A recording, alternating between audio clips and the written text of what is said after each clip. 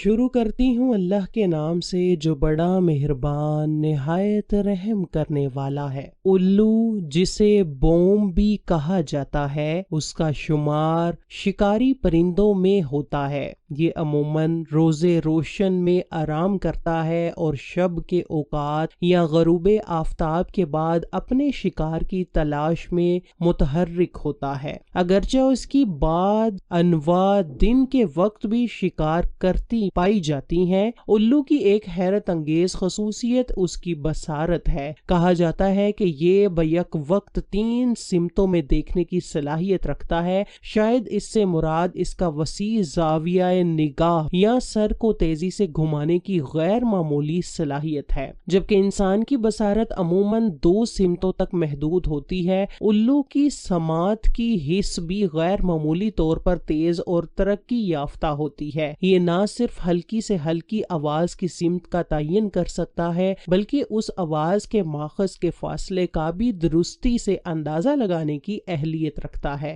اس کی گردن کی لچک بھی بے مثال ہے۔ الو اپنی گردن اور سر کو حیرت انگیز طور پر 270 ڈگری کے وسیع زاویے تک موڑ سکتا ہے۔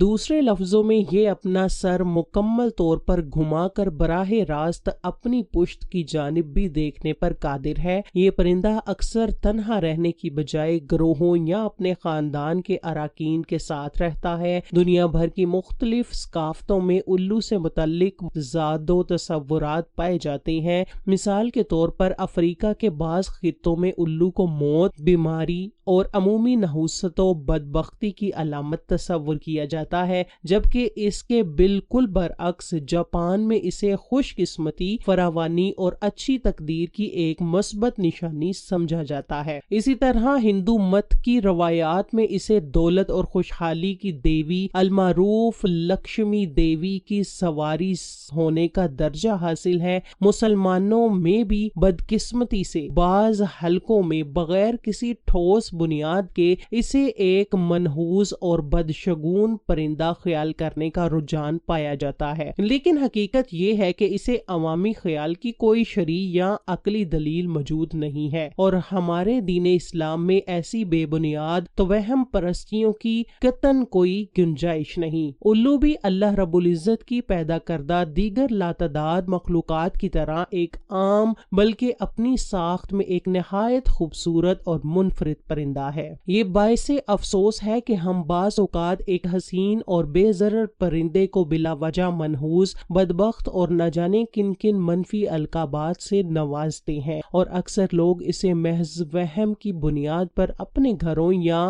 قرب و جوار سے بھگانے کے لیے ہر ممکن کوشش کرتے ہیں۔ بعض نادان تو اس کو توہم پرستی کے باعث اسے مار ڈالنے جیسا کبھی فعل بھی کر گزرتے ہیں، جو ایک انتہائی قابل مذمت اور شرمناک رویہ ہے۔ اسی پرندے کے ویرانوں میں رہنے کی وجہ سے متعلق ایک خاص روایت چھٹے امام حضرت جعفر صادق علیہ السلام سے منسوب ہے۔ بیان کیا جاتا ہے کہ ایک شخص آپ کی خدمت اقدس میں حاضر ہوا اور استفسار کیا، اے فرزند رسول، کیا وجہ ہے کہ یہ الو ہمیشہ ویران اور غیر آباد جگہوں پر ہی بسیرا کرتا ہے؟ یہ سوال سن کر امام علیہ السلام نے ارشاد فرمایا، اے شخص، یہ پرندہ ہم محمد و آل محمد سے گہری محبت و عقیدت رکھنے والا ہے، اور یہ ہمیشہ سے ویرانوں کا مکین نہیں تھا۔ اس شخص نے مزید دریافت کیا، پھر ایسا کیا ماجرا پیش آیا کہ اس نے آبادیوں کو تیاگ کر ویرانوں کو اپنا مسکن بنا لیا اور انسانوں سے یوں دور رہنے لگا؟ امام جعفر صادق نے اس واقعے کی تفصیل بیان کرتے ہوئے فرمایا، جب اس پرندے اور اس کے قبیلے کو یہ خبر ملی کہ میرے جد امجد سید الشہداء امام حسین علیہ السلام سرزمین کربلا پر خیمہ زن ہے، تو یہ عاشوراء 10 محرم کی شب کو وہاں پہنچا اور امام مظلوم کی خدمت میں عرض کیا، یا حسین، ہمارے لیے کیا اذن ہے؟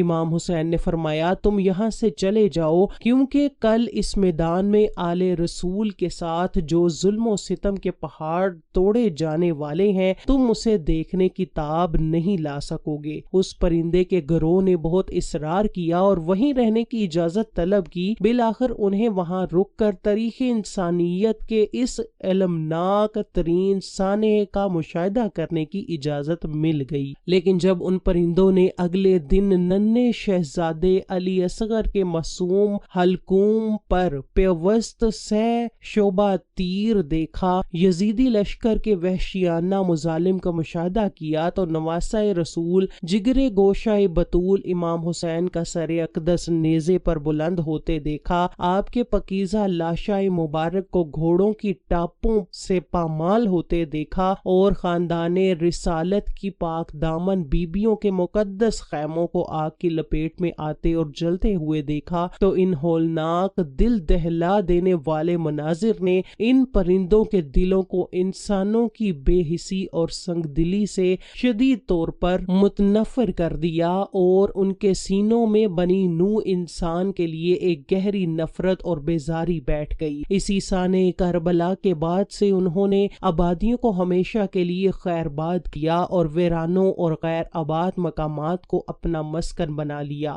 وہ انسانی ذات سے کتراتے اور دور بھاگتے ہیں۔ رات کی تاریکیوں میں جب انسان عموماً غفلت میں ہوتے ہیں، باہر نکلتے ہیں اور وہ دن کے اجالے میں انسانوں کی نظروں سے خود کو پوشیدہ اور چھپا کر رکھتے ہیں۔